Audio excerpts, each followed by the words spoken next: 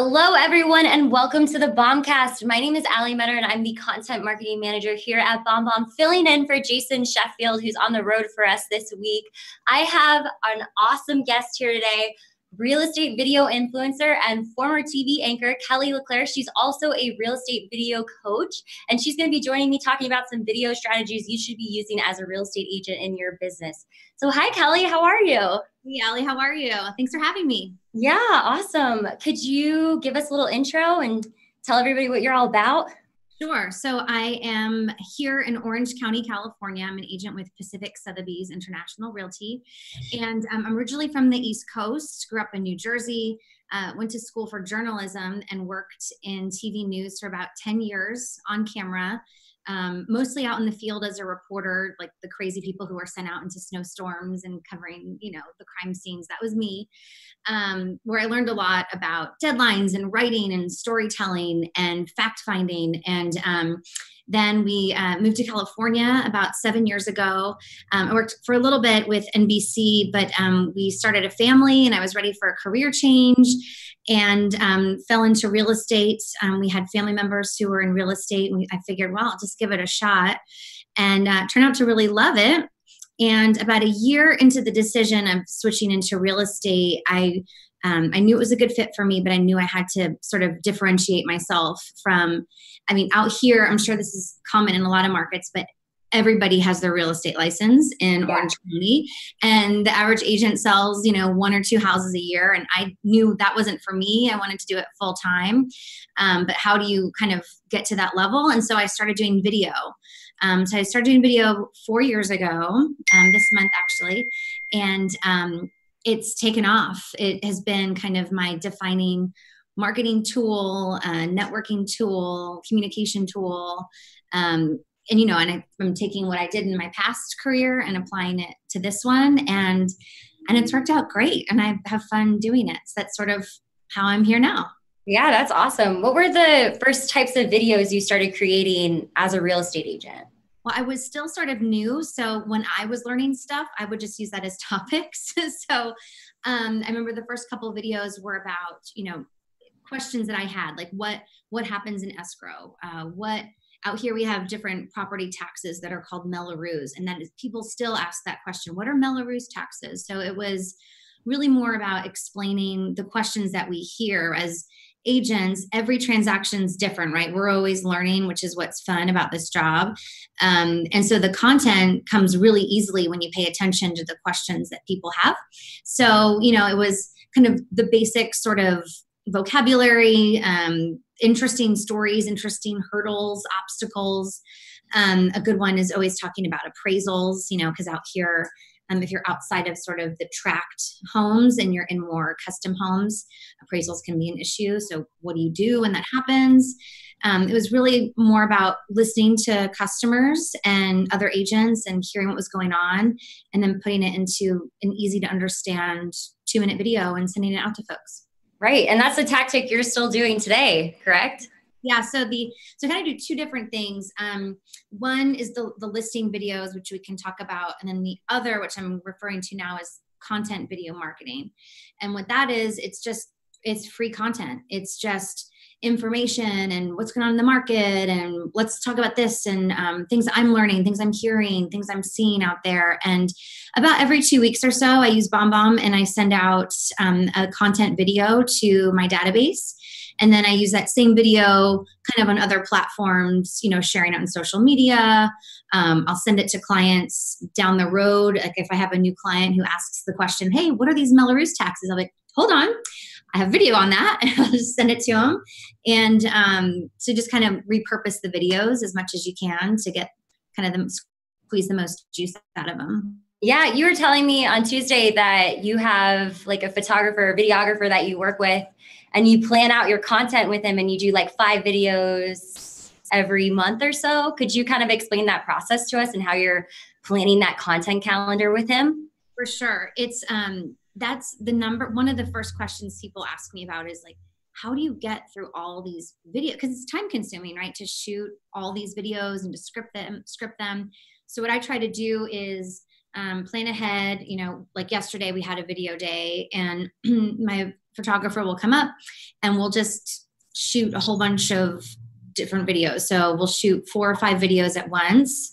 The secret is to bring an outfit change. Yes, definitely. So that when you eventually drip them out, it looks, change your shot, change your shirt, and it looks like a different day. And so we shoot everything all at once, have everything all scripted. And then he takes the video of me on camera, and he's sort of B-roll. B-roll is like the imagery that you'll shoot to cover the person who's on camera. So he'll take me on camera, any B-roll that I need him to shoot, and he'll edit everything for me. And then when those are all done, then I'll just go into the archive. It's time to send a video out, send it out. And when I'm really on top of it, I have it scheduled, and I'll have it all, like the BombBomb emails done, and everything's kind of scheduled to go every 2 weeks, but that doesn't always happen. I just try to hit that, Monday mark every 2 weeks.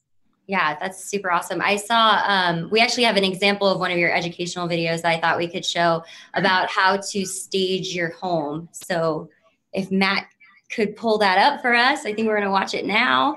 Okay. Oh, yep, coming up.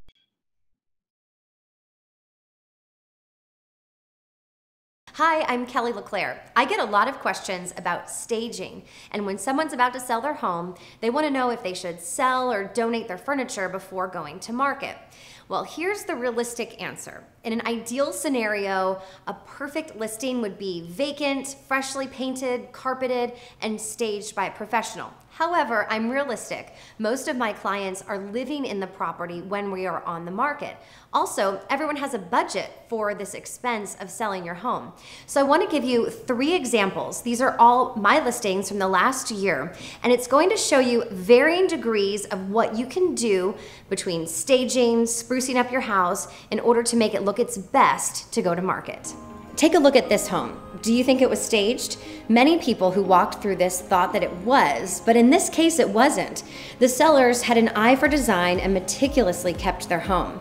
Together we tweaked some small items for the purpose of selling, like countertops and arranging decor. They also eliminated clutter and personal photos to enhance the house. They spent no money on staging per se, but they did spend money while living there, investing in paint, nicer furniture, and maintaining the house so well. Here's our second example. Was this one staged? The answer is sort of. The sellers had gorgeous furniture that set the right tone for the entire property. There were some extra pieces and some more distracting furniture they sold or donated prior to pictures. The goal is to create a clean canvas. We removed furniture in 2 bedrooms so that the stagers could come in and set up beds and decor. So about 25% of this house was professionally staged, saving the sellers quite a bit of money. Here's the last example. Is this home staged? If you follow me on social media, then you likely know the story behind this Turtle Rock home. All right, awesome. One of the things I love about your educational videos, because I am like, guys, I'm knee deep in real estate video influencer nominations. We had 1,300 nominations this year. Last year, Kelly was one of our ranked influencers. I'm sure she'll be again this year. But we got 1,300 nominations this year, and we had to narrow those down to 280, then finally down to 80. And I've seen a ton of educational videos. And what I love about your educational videos, Kelly, is that you kind of like, you had so much variance there. You could have just sat in front of the camera and talked about 5 things they could have done, but you used those 4 examples or 3 examples. And I really love that. Like, how did you kind of plan that out? So it's a big part of kind of tapping into my news background of how to compile a story, right? And one of the tricks that I find that works well with BombBomb is numbers. Like, for example, 5 ways to stage a home, or 3 things to do when you start house hunting. People will watch it more because they'll see, oh, well, there's just 3 or 5 things I can watch it. The other thing is that it keeps you organized when you're writing it. So you're not just going off and talking, and you script out, like, okay, I'm going to do 5 things, or I'm going to give 3 staging examples like in that video. And it keeps you focused because the goal with these videos is always to be around 2 minutes. Most people will probably only watch about 25 seconds, but good content, they'll watch the whole thing and they'll watch it again and again. which is what you want, obviously. So yeah, so when you're writing it, when you're doing these sorts of videos, bullet points, trying to say, okay, I'm going to talk about, what happens in escrow. Well, you don't want to write out word for word and try to memorize it. You'll just kind of you'll get nervous, you'll forget, you'll skip a word, and that doesn't matter if you just need to get the content out there. So what I'll do is bullet points, and I'll just say, okay, so for my topic is what happens in escrow. I know, okay, I want to talk about, earnest money deposit first, and then I want to talk about inspection periods and what happens then, and then I want to talk about the loan and whatever my 5 things are. So when you're just talking to the camera, you have your bullet points and you can glance down. I think more natural is better anyway. But for the ones that are kind of heavily scripted, like a listing video, that's a whole other sort of topic of how to best tell the story of the house. There's different styles, different approaches that I take of depending on what the property is. Is it the neighborhood? Is it the remodeled kitchen? Is it the location? Is it there's all different kind of ways to organize it with scripting. That's one of my courses. Yeah, we talk about that. But yeah, so kind of keeping it organized. And someone asked on the Facebook page about, do I customize the videos personally or just say hi to everyone? For the content videos, I always just keep it general because it's going to go out to everybody. So I don't say anybody's name on it because that's going to be hopefully seen by, lots of people all over. But for the one-on-one videos that we do sometimes, just when you're shooting on your iPhone, I'll use their name because then they know I shot it just for them. Yeah, that's awesome. I know you mentioned Tuesday as well. You also send these videos to your vendors, correct? Yeah, I send it to everybody who I work with. And the reason is, especially when I first started, you develop a presence and people start to say, oh yeah, I've never done a deal with Kelly, but I see her videos and I feel like I know her. So it you're not only building relationships with clients and potential clients and past clients, but also just other people who you work with, other agents, title reps, just people who are in the industry. Yeah, definitely. And I think a good note for these like educational videos when you're making them is Kelly does a really good job titling her videos. Like I saw you did a video recently about pocket listings. And, that's a searchable term. And you can, say your county in that YouTube title, because YouTube is the second biggest search engine to Google. So when you're making these educational videos and you're putting them on YouTube, you want to make sure you're really using searchable terms like pocket listings in Colorado Springs or things like that. So you can get that organic search result without ever touching it really again. So super awesome. Absolutely. Yeah. And that's something that I need to get better at. We're all learning as they change algorithms on us. Oh, I know. Me too. Just putting in that metadata and like putting stuff in your YouTube channel so it's searchable.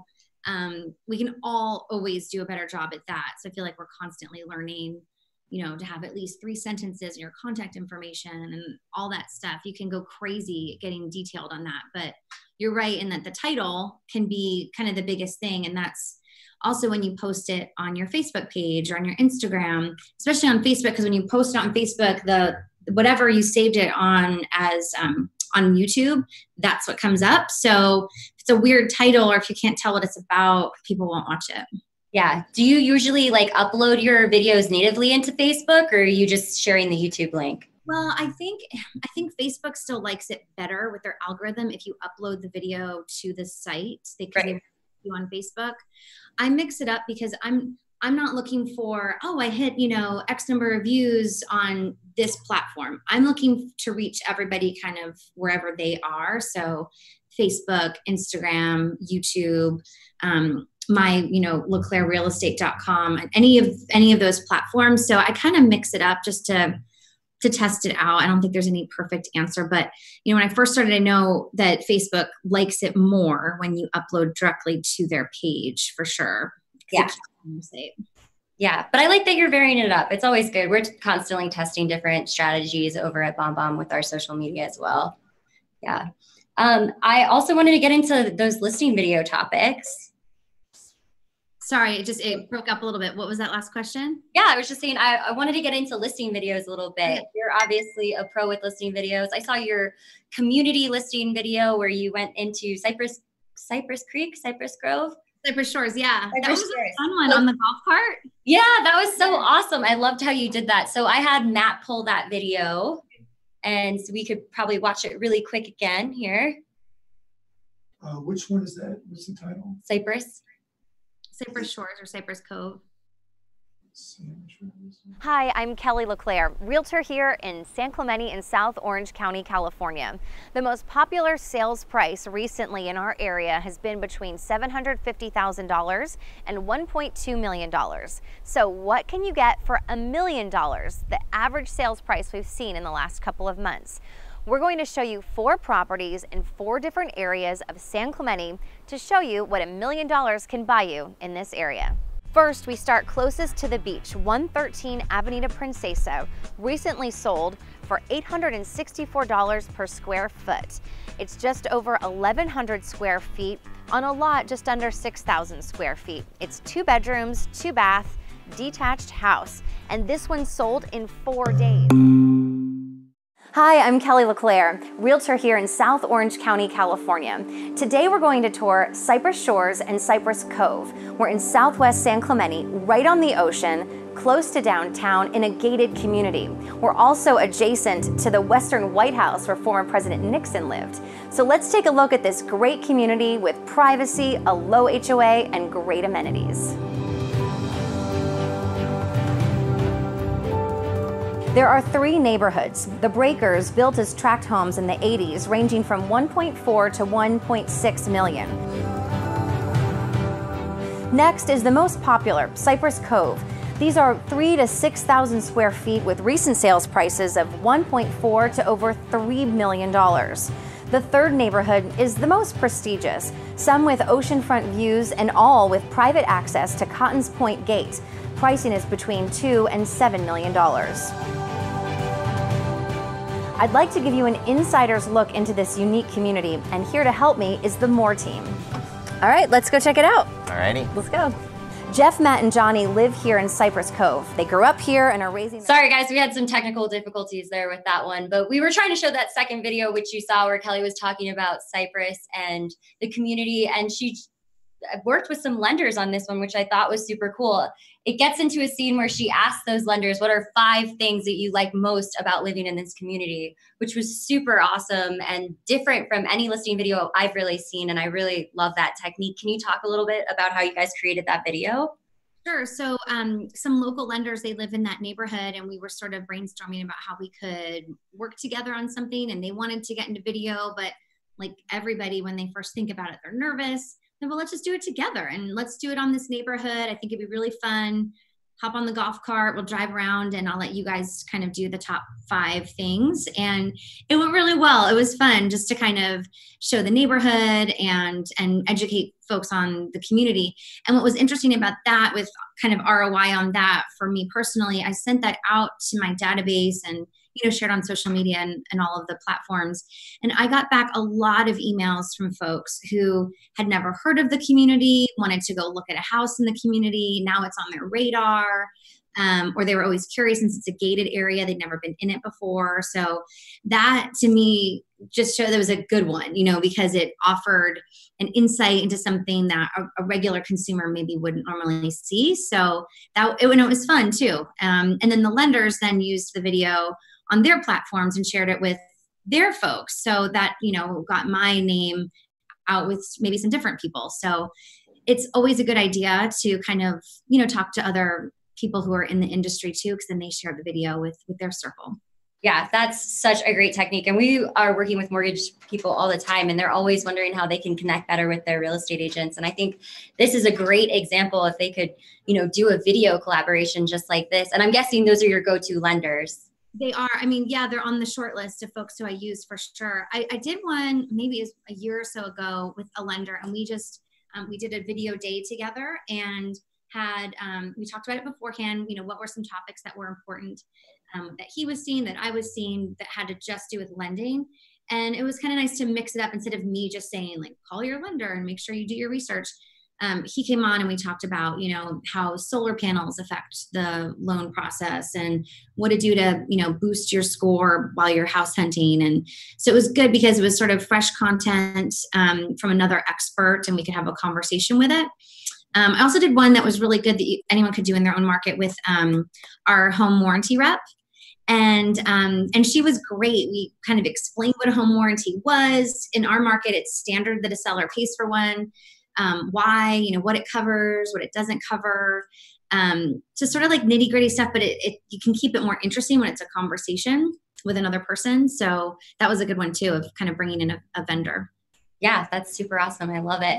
So I wanted to get into your video course and hear a little bit more about it. Kelly is actually a speaker at our conference. I'll have Alexa drop the link in, but we have a conference coming up in May of 2019 called Rehumanize. And we thought Kelly would be an amazing speaker, not only because she's a practitioner using video as a real estate agent, but she's also coaching people how to use video in their business. So check out that link to Rehumanize and see Kelly speak in person, or you could also hear more about Kelly's course. Yeah, so we just launched it. This is sort of a new thing. It's at kellyleclair.com if you want to check it out. And the way we started it was actually when you guys first asked for the testimonial videos at BombBomb, like years ago, 2 years ago. 7 stories, yeah. Yeah, and so I submitted one because I really believed in video, and I've seen it affect my business positively. So I shot that video and sent it to you guys, and it's been shared and seen by all these people. And I was hearing from agents all across the country, all across the world. I mean, I had a couple people outside of the US email me too, like, hey, I have this question, and what do you use for that? And what do you use for this? And I couldn't get back to everybody. So I was like, there has got to be a way to help all these people. Obviously, no one's doing it. So it took me about a year to put it all together. But we shot a 6-part course that people can download, and there's printables and step-by-step instructions of exactly what I do. First course is basically, getting comfortable on camera, all the way to how to script a listing video. And then the second one is kind of going further into this content video marketing and how I do it. What are the tricks to not, take up all your time to do video? And so I think it was sort of crazy when we were putting it all together. A lot of it comes naturally to me because I'm just pulling from my past experience. But when people were asking me questions and I was writing down everything that I was doing, it's a lot of information. So I can see why, people feel overwhelmed by the thought of even trying video. So we tried to sort of break it down to make it as easy as possible. So we just launched it. So we'll see where it goes, but I'm getting good feedback so far. So it's kellyleclair.com is the course site. So you guys have to let me know what you think. Yeah, we'll share that in the comments now as well, the kellyleclair.com address. So if you guys want to look at Kelly's courses, you can definitely check them out. I also wanted to talk to you, if you could give us a little preview of those getting comfortable on camera tips. We talked about this a little bit earlier, but I noticed it. I'm a woman in the tech industry working for BombBomb, and I'm shooting videos like this quite often. And I'm also, ranking those real estate video influencers, and I'm not seeing as many women doing video. And I want women to feel comfortable, and I understand, that fear. So what kind of advice could you bring to women who are kind of intimidated to use video and, just to get started? You do a good job, first of all. So sure. I do watch your stuff. I think it's hard as a woman because there's so many elements, right? Like a man has to, make sure his hair is brushed and like his shirt is ironed, whatever your style is. There's just more things involved. And so what I learned early on in TV news was, I was like, why are people so superficial about their hair and their makeup? And I think the reason why you have to just give a little bit of attention to that is because you don't want to distract your audience. So the goal should always be to look your best of, like if you were going to a listing appointment, what would you wear? How would you do your hair? How would you do your makeup for a listing appointment? And just replicate that on camera. And just eliminate distractions, so people are listening to you and they're not wondering why your hair is blowing in the wind or your makeup's all wacky. And we all make mistakes. I've worn, shirts that didn't work, lipstick that was too bright. You just kind of, trial and error. But I think if you first of all, just be comfortable with what you're wearing. Make sure your camera angle is flattering. And as you know, like the camera should be like as high as possible and without it looking odd.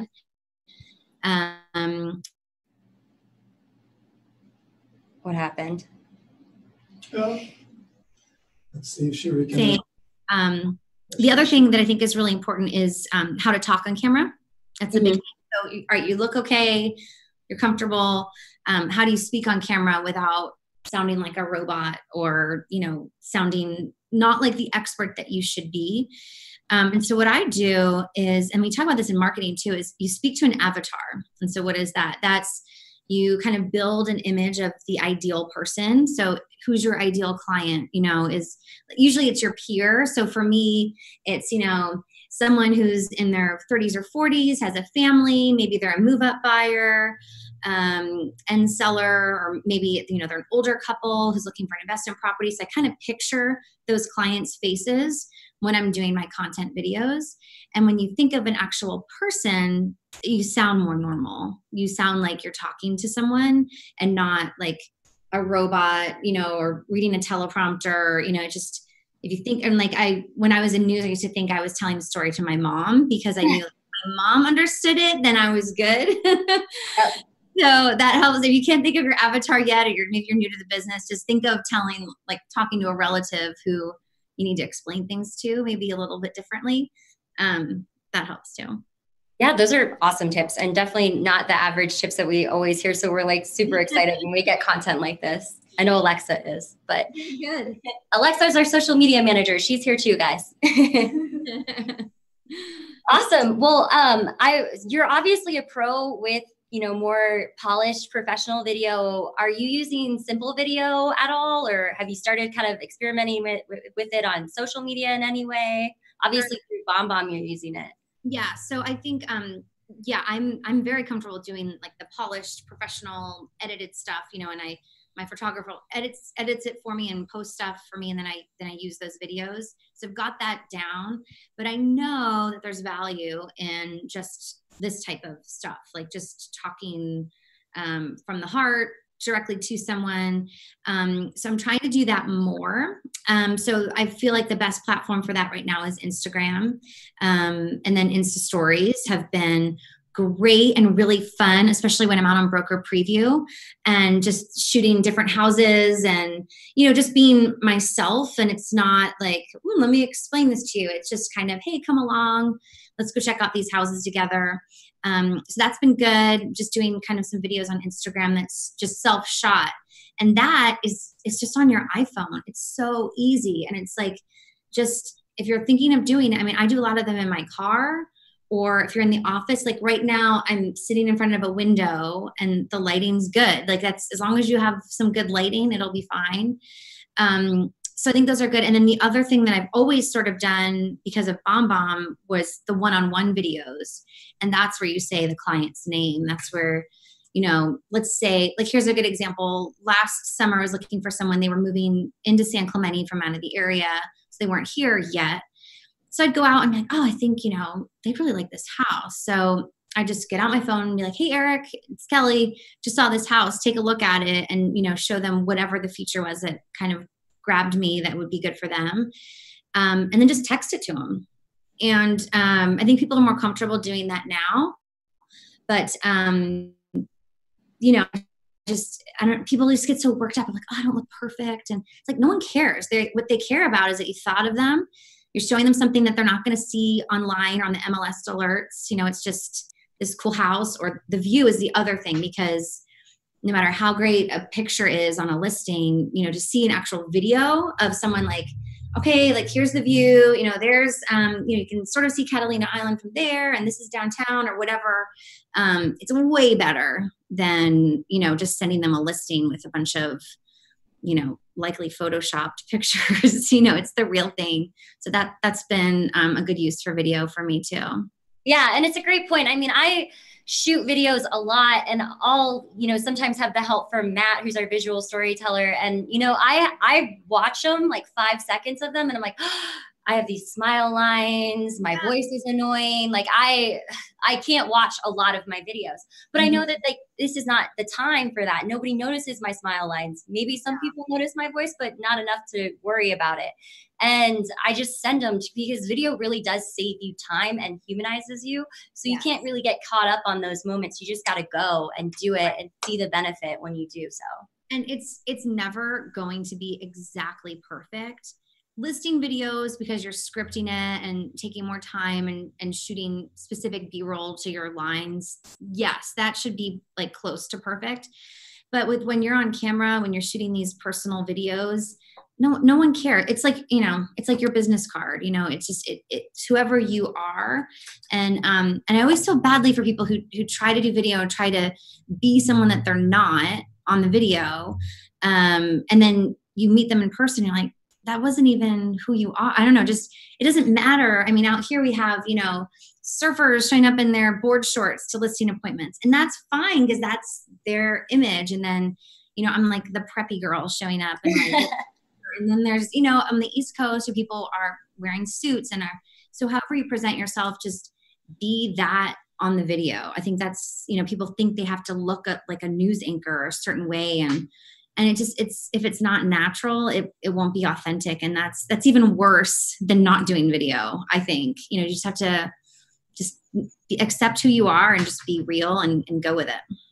Yeah, definitely. Well, we have reached, you know, the 30-minute mark, a little over. So I want to be respectful of your time and thank you for coming out and talking to us.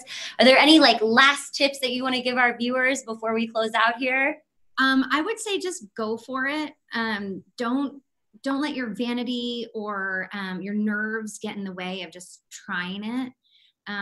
Check out the courses on Kelly LeClair in case that's helpful. Come to the conference in May. That would be really fun to kind of see people in person. And I think just whatever you decide to do with video, just always go back to being authentic, and you can't go wrong with just being yourself on camera. And it'll just practice. It always gets easier, but good luck to everyone out there if you're just trying it for the first time.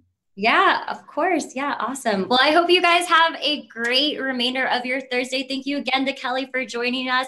We'll be back next Thursday, same time, same place, and we'll see you there. Bye, guys. Bye.